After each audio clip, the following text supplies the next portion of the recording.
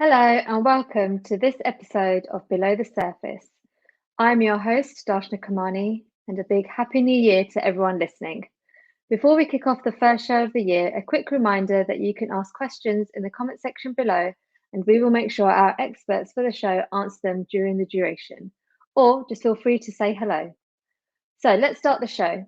Many of you will have ended the year reading and learning about the Log4j vulnerability. It was something that caught everyone's attention, and rightly so.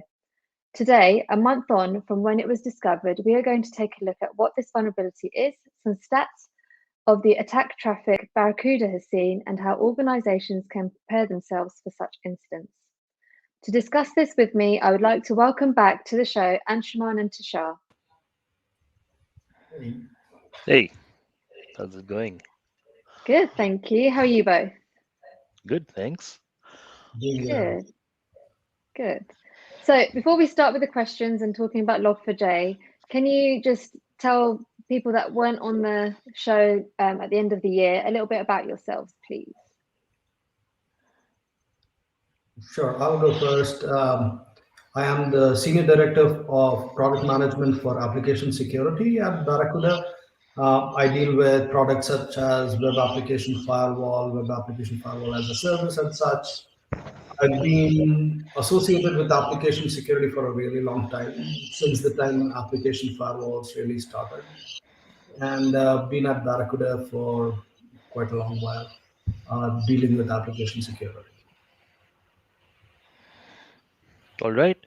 And I'm the product marketing manager for the application security business. So I'm Anshuman's marketing counterpart.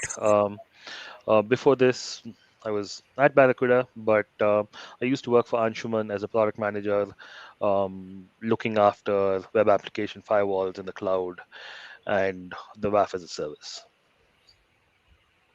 Awesome. Thank you both for that. So to begin with, really just wanted to start with maybe some of the basics. Can you explain to us exactly what is Log4j and why have the recent vulnerabilities in the software caused so much havoc? Sure. So Log4j is a library that's used by millions of applications all around the world, especially applications written in Java.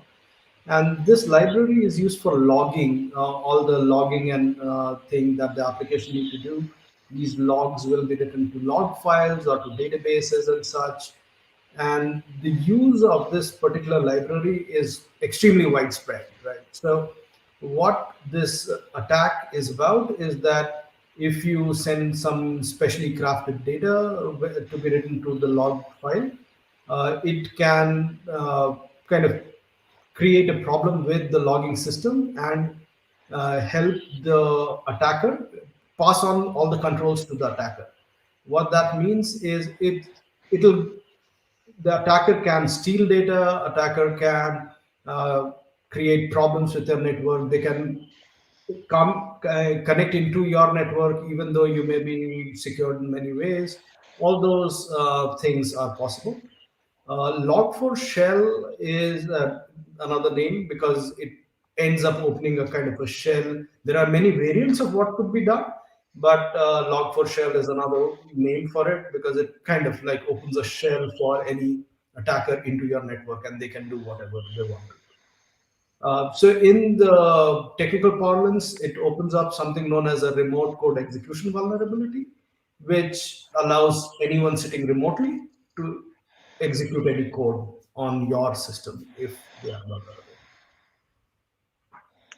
Okay, thank you. So some interesting background. So with that, what has Barracuda been seeing in terms of exploit attempts? Right. So the one thing that has to be mentioned about Log4Shell is that it is exploited pretty easily. So it makes it a lot more dangerous. You didn't need to craft special exploits, and there were a lot of proof of concepts available immediately after the Friday where it all blew up, right? Um, if you look at this graph, it shows you the Log4Shell attacks over time. This is the attacks as a percentage of the total attack traffic we received. So I think at some point we were seeing between 1 and 5% of all attack traffic was some form of a Log4j exploit attempt. This started a little earlier than 10th of December, but mostly background noise. The proper scans started on 10th of December, and we were seeing uh, two types of scanners. So there were those who were just probing by malicious actors, and then as the weekend progressed, as more tooling was available for IT teams were scanning their own infrastructure. They were trying to figure out where they had the vulnerability available, because you've deployed a number of applications. For instance, in one case, we heard of a case where an electronic health record application was running Log4j. It was available on the internet for their purposes, and so it was all being scanned by the IT teams. Uh, we also then, of course, saw a number of attackers attempting to spoof scanners. So, for instance, if asset note was being used to scan, we also saw some people trying to spoof the asset note scanner. And a lot of the scanning attempts, I would say at least 50 to 60%, were callbacks. So what happens with a callback is that when it runs, you get literally a callback on your server. You kind of know that somebody reached out. So this is vulnerable because it got executed. And so that was quite a bit. Um, then, of course, there was also the actual exploit traffic, and there was a fair volume of it that came out.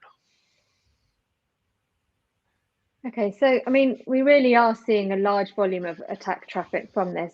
What are the attackers trying to accomplish with these exploit attempts? So, if you remember, a few years ago, we had something called Mirai bot, which was one of the original uh, big DDoS attempts. So it was really large. It made the news at that time, and then it was kind of like volumetric DDoS is back, and this Mirai code was published and all such things. So we actually saw a lot of the attacks coming in with a payload that was like Mirai. So this Mirai IoT botnet was, they were trying to spread that around. It's trying to set up a botnet using some of these servers. um, we saw many backdoors being pushed. So we saw payloads that were carrying the Mushtik botnet, which is again uh, kind of similar to the Mirai botnet. But we also saw a lot of coin mining attempts. So this example that is shown on the screen is one of the more popular coin mining scripts that was being pushed out as a payload. And we saw a massive amount of coin mining attempts. We saw this, we saw the Kinsing coin miner, XMRig, all of that being pushed in the payload.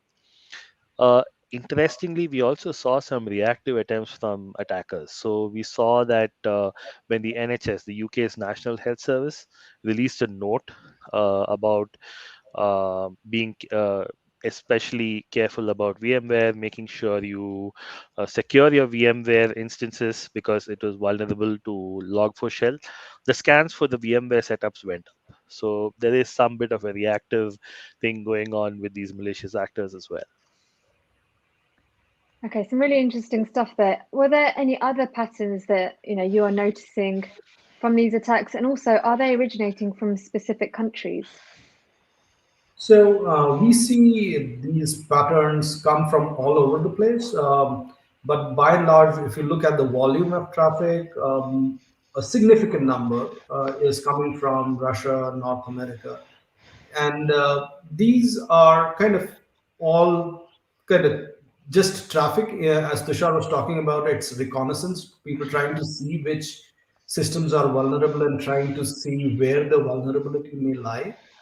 So historically, what we see is when you write a normal web application or a web page, you will have the web page content or whatever, and it will have a few things called headers that are used by the browser to either render the page better or do some of the other additional work.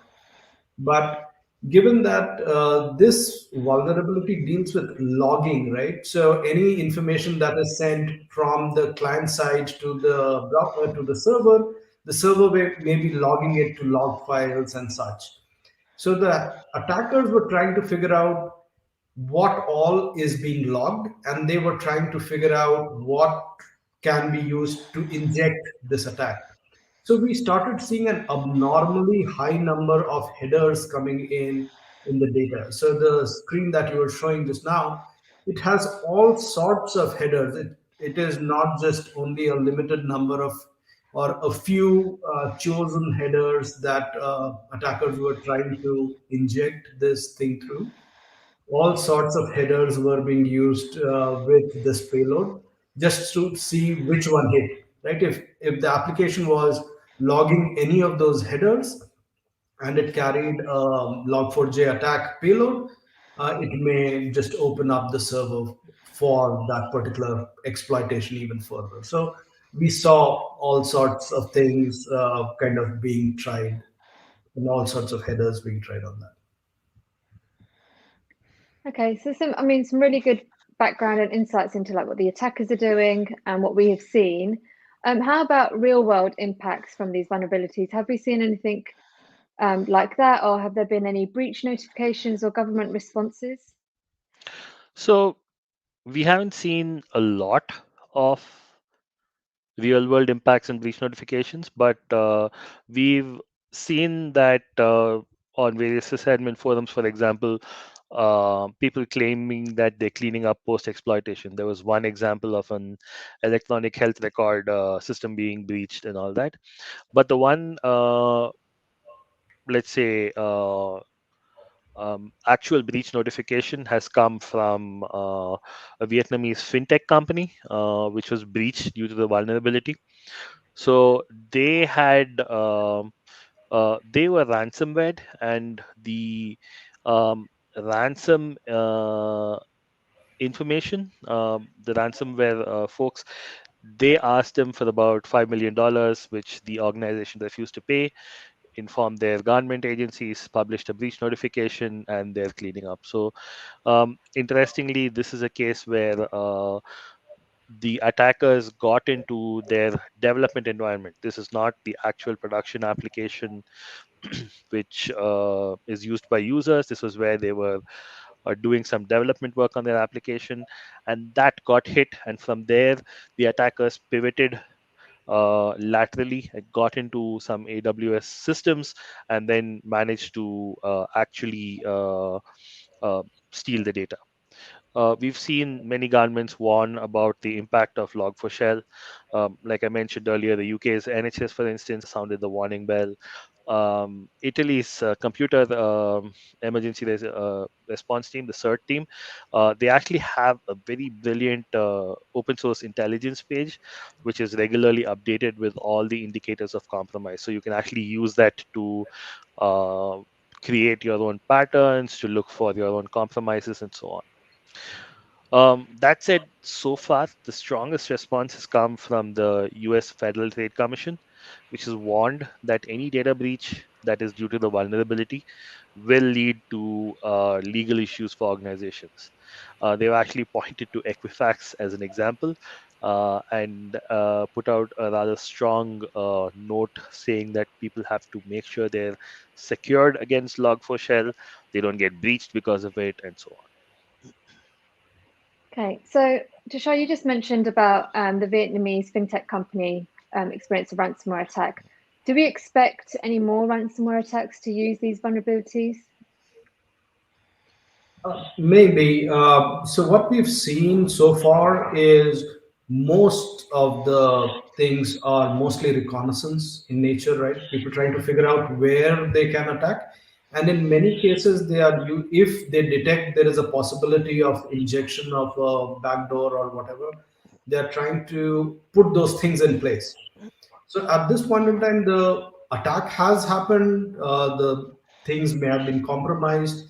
We have known of there is public knowledge information available that the day the 0 day or the first time this thing was publicly announced, within 3 or 4 days there were fixes by various vendors, but some systems were already compromised and such. So the hackers have been trying to inject these things and lay the groundwork where the subsequent attacks may happen over a period of time. So there will be a very long tail of these things, primarily because of two things. One is the organizations still trying to figure out where all Log4j is being used in their system. There have been a mad rush of cleaning up all of these things, but in the meanwhile, whatever has been compromised, those things are lying there, and hackers will most likely be looking to exploit them as the time goes by. We have also seen that, as Tushar was mentioning, that it is not just that a system was compromised and the hacker will gain access to that particular system, but it can also open up some capabilities or some opportunities for lateral movement inside the network, right? So the hacker lands onto a particular system that's vulnerable, and then from there maybe go to a higher value target, maybe a database, and then extract data out of it. Those things will get exposed as the time goes on. So it is extremely important that companies keep a really close eye on what's happening in the network around all of these things. So I guess, Anshuman, with that in mind, we're going to see a continued impact from this vulnerability. Yeah, it will be a continuous thing. It will be a very kind of a long tail, as I was mentioning. People will have to not just keep on monitoring, but also it's like on the financial side, we have a thing called bill of materials, right? Where you say, okay, you bought this thing, this bill of material has item A, B, and C in it, and that's what you paid for. But when you buy a software or when you install a software, you really do not know what all packages or software packages were installed as a part of that, right? If one of them happens to be Log4j, I don't know if you are aware then that you installed a software and that internally installed Log4j. So you have to keep an eye out for it and kind of keep cleaning it. So as organizations kind of do that inventory, find out places where Log4j is installed, clean up, upgrade those software, it's going to be a long drawn process. And then as the hackers move away from the reconnaissance phase to an actual attack phase, that's where we will start seeing issues like breaches happening or data being exfiltrated and such. Okay, so I guess then how can someone protect themselves from being a victim or hacked by this vulnerability? So I think the FTC has put this best across in their article. So they basically said apply your mitigations or patch and upgrade. You can have firewalls and WAFs in front of your applications. And some of these attacks are coming through email as well. So you need to have protection against all these attack vectors. Um, but remember that this air cover is to give you time to test and apply the mitigations and fixes. The sooner the better.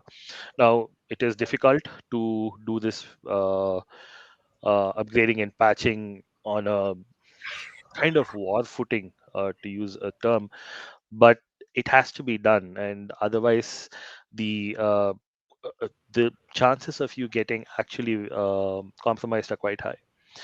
One thing that organizations have to take seriously, that even after they've mitigated the vulnerability, is in the delta time between when the vulnerability was released and when they actually mitigated it or upgraded to fix it, is to check if they've already been exploited. Now, someone may have gotten through, they're lying in wait to find a better time to perform further actions. So look at your logs, check your environments, make sure you haven't been exploited. So for one kind of exploit attempt that we're seeing in all these logs is that attackers have tried to steal AWS secret keys or other environment variables using callbacks. These keys can then be used or sold for future attacks if these keys aren't regularly rotated, and then they can be used to wreak havoc. So we need to kind of be significantly careful, both to make sure you upgrade and mitigate, and also to make sure you haven't already been exploited.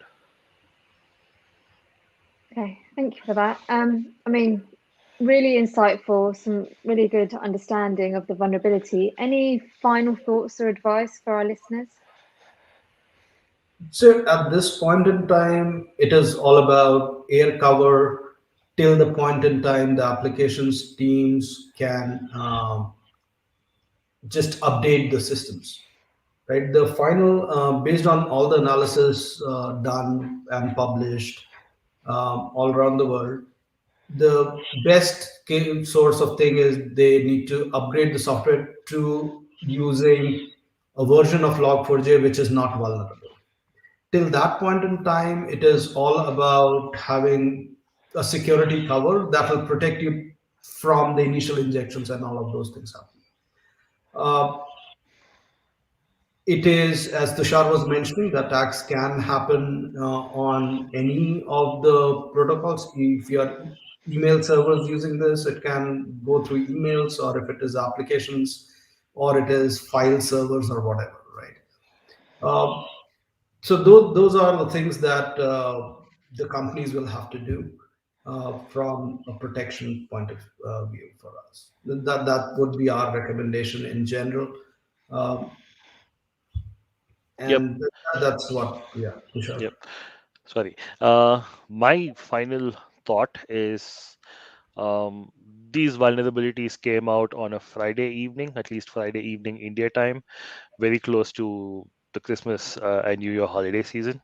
So I want to thank our cyber first responders who've been put through the ringer. This wasn't just one vulnerability, right? It was a series of vulnerabilities. You're still dealing with it in the new year. People have lost sleep. Some people may have lost their vacations. So, um, thanks to all the cyber responders, including those at Barracuda who helped us stay safe over the long holidays. And yeah, Yeah. Awesome. Yes, thank you. In what really happens is once you have it is all about defense in depth, right? So as different organization, uh, we work on what we call as our application firewall part is all security for applications, for DDoS, for authentication, for bot protection. So it is just layer after layer of security that you build. And if the security team is cognizant of the fact that these things are there in place, there are things that will happen. But all the power to the security team to put the security that they can. And hopefully we can come out of this thing sooner rather than later. yeah, I We're just wish hoping. that we had this session on the 28th day, and it would be 28 days later the Log4j story, but Close enough. close But enough. yeah. Well, thank you both for your time today. I really appreciate it. It's been really insightful. So thank you so much for joining us, Anshuman and Tushar. I appreciate it. Right. Thank Thank you, you. Darshana. Thank you, Darshana. Thank you. And remember, you can watch all of our LinkedIn live shows from the Barracuda LinkedIn page. But for now, that leaves me to say, until next time, have a safe journey.